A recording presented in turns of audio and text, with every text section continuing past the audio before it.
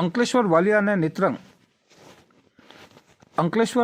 અને નેત્રંગ સુધીના 37 કિલોમીટર માર્ગને કેન્દ્રીય માર્ગ પર પરિવહન મંત્રાલય દ્વારા 67.5 કરોડના ખર્ચે નવીનીકરણ કરવાની મંજૂરી આપી દેવામાં આવી છે.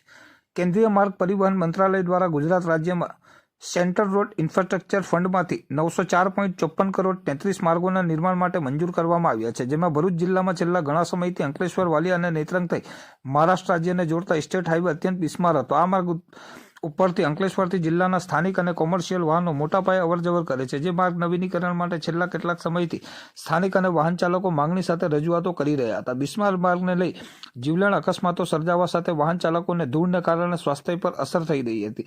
આ માર્ગ અંગે સાંસદ મનસુખ વસાવા અને ધારાસભ્ય રીતેશ વસાવાની રજૂઆતને લઈ કેન્દ્રીય માર્ગ પરિવહન મંત્રાલય દ્વારા 67.5 કરોડના ખર્ચે નવીનીકરણ કરવાની મંજૂરી આપી હતી, જેને લઈ ટૂંક સમયમાં આ માર્ગના નવીનીકરણની કામગીરી હાથ ધરવામાં આવશે.